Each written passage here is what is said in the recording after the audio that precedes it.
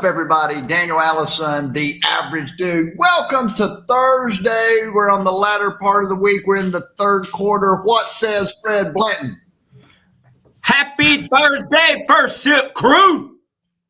First Sip, where you get your mind right every single weekday morning for a great day. We've done this 230 days in a row. Get your mind right. Because we feel like starting your day with positive intention, like the Energy Bus, John Gordon's Energy Bus, one of my favorite books, Freddie. And in that book, what's that? How many times have you read it? I've read it probably 5 times. I've also I've read it multiple times. I have also listened to it. And it's the kind of book, he tells the story. He tells a great story. He tells a very relatable story of a man who's got a family. He has a job. He's a sales manager and he's struggling at work. He's frustrated at home. His wife's not happy. His kids aren't happy. He's tripping over toys trying to get out to the car and he's got a flat tire. And he's like, oh my gosh, my life is terrible. It sucks. I'm tired of this. I don't want to do it anymore. And now I've got to ride the bus. That's humiliating, man. He's been working his whole life to have a good family and all this stuff. And now he's got to ride the bus. He's got to get on the bus. Gosh, he was mad. He was frustrated. And he decided, hey, he didn't have a choice. So he gets on that bus and he's thinking about all the work he's got to do. And this bus driver, her name's Joy. She's got this great attitude. And he's like, oh my God, I don't need to have all this. Why just get me to my destination and shut up. Stop being happy. And we won't go through the whole. What's that? You ever met anybody like that? We meet people like that every single day, but I tell you who's not like that is Mr. Russ Hammond. Good morning, Russ.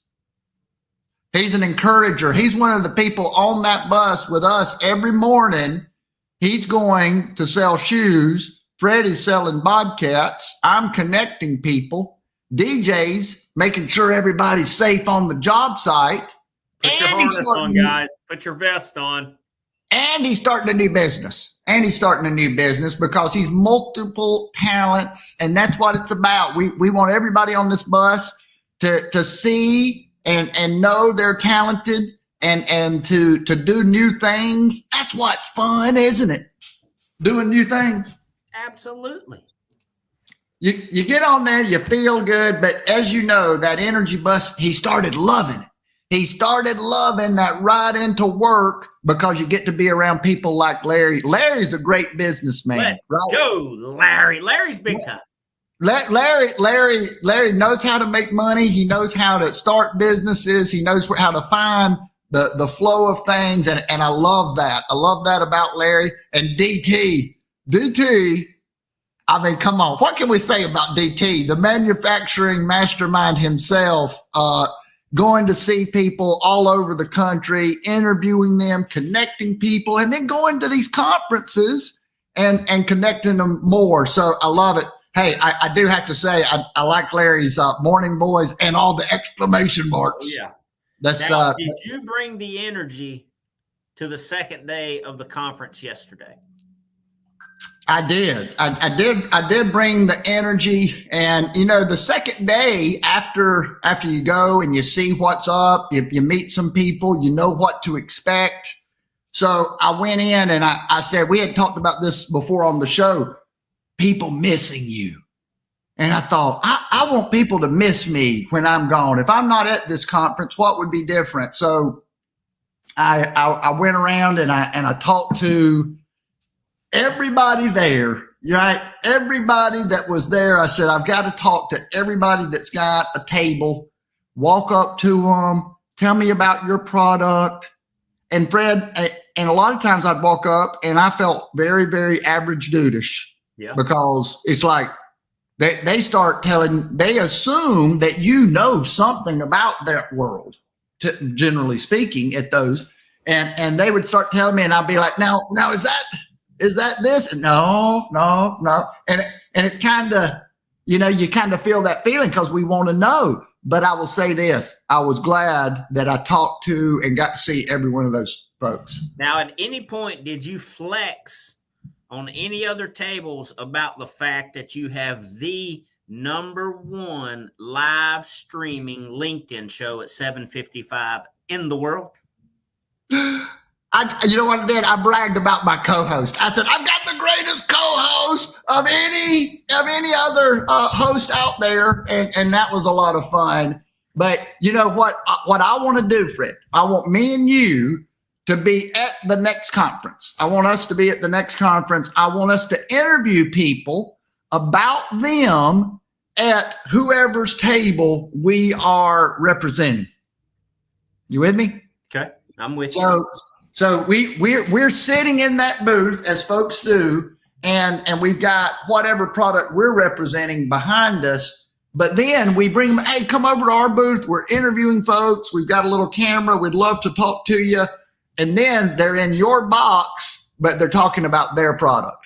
Do we have to take a little camera, or could it be a big camera? You can take a huge camera, or you can take a little tiny camera. But I love that because that gives us a chance to meet people. And at these little conferences, which David Turner will probably speak to this, these conferences need energy. They need different things. They need people that can get up and get out and move out of their environment and make things happen.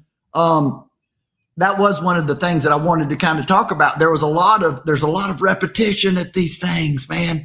A lot of people wanting something new and not knowing what to do. They're like, I don't know what to do besides pay for this table and be here.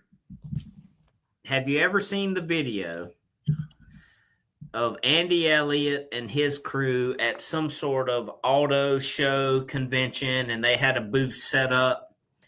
And they're out there, high-fiving people. They got some music thumping. They're bringing the energy. And then some guy walks over who's probably done 400 of these things. Excuse me, guys. Could you turn your music down? It's a little loud. Fred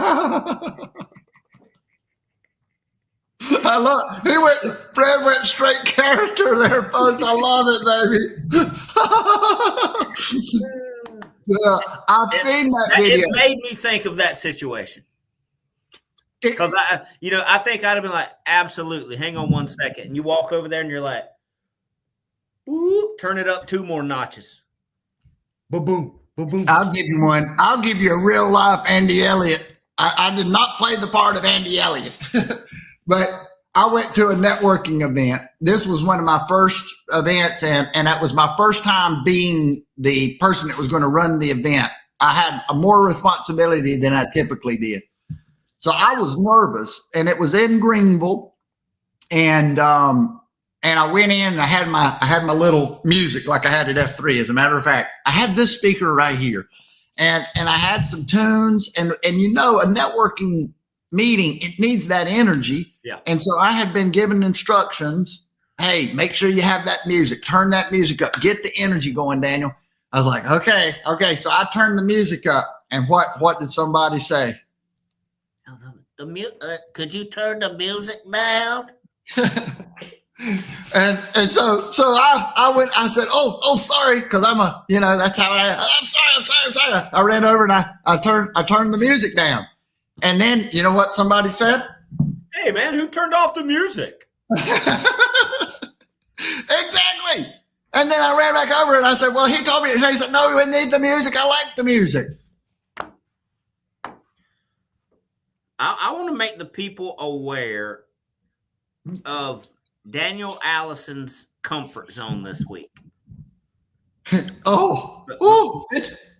Because you stepped out of your comfort zone for Subcontain. Yes. And then this morning, you led the workout group, which is not comfortable for you.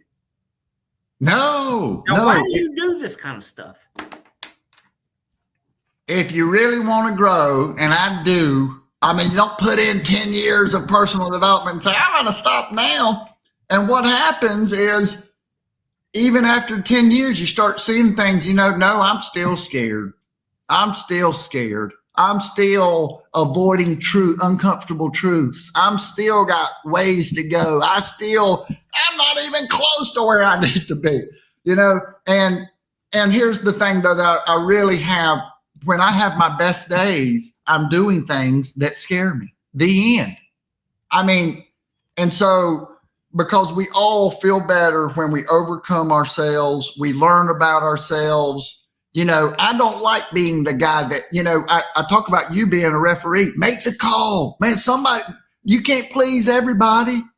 I tried to please everybody during the workout. Not everybody wants to run far. Not everybody wants to run fast. Not everybody you cannot keep everybody happy. And that's why blowing the whistle and making the call and pissing off half of the fans scares me to death, Fred. Paul Pappy showed up. Is Paul Pappy in the comments? Hey, let's go. Let's go. Good morning, Vietnam. Hey, Hey, where's JK? If JK is out there, he needs to say something right now because I interviewed JK and he is in Vietnam. Is he? Yeah. And I wanted to, and so me and Paul, we're on the same wavelength. I wanted to say, good morning, Vietnam. That would have been so fun. If the goal is to please everyone, then try to do that. The issue is that's never the goal. It shouldn't be the goal. I tried. This is growth. We put ourselves into a situation. Fred, tell them what F3 is like. Is there ever a time when somebody's not saying something, or is everybody ever pleased? Is all people always pleased? We got a group on average of, let's just call it 15 guys trying to show up and work out, different ages, different skill levels, different abilities. At some point, you just have to get over that and do what you plan to do and get away from the chatter, because there'll be some complaining, there'll be some whining. Oh, we ran in the grass and you got my shoes wet. Yeah, well, I planned the workout and I planned it that way. We had to do 100 push-ups. Yeah, well, I planned the workout, so we're gonna do that. I avoid at the beginning. Modify as necessary. If you can't do this little bitty workout I put together, then modify and settle for less. Hey, the difference between me and Freddie, I avoid pushing people's buttons, and Freddie says, where's that button at? I've got to press that thing. I am dying to press this button. Let's just see what happens. Let's just see what happens. Hey, guess what, folks? There's more to the show. It's not over. We got to do this right here. Quote of the day. Quote of the day. Get your mind right. I went here too early. I wanted to go there and say, get your mind right. But I didn't do it. I failed. I failed miserably. The world is full of magical things, patiently waiting for our senses to grow sharper. Wah, wah, wah. The show just took a dramatic turn. No. Hey, I wanted to get a quote in there, and maybe I missed the mark, but I did want to make people think there's something magical out there. If we open our eyes, become very aware and very present, then we're going to see the magic in the mundane. Every day is a possibility for magic, but we have to be there. We have to be observant. We have to make magic out of the mundane by being observant. There's my point. What's your final thought of the day, Fred?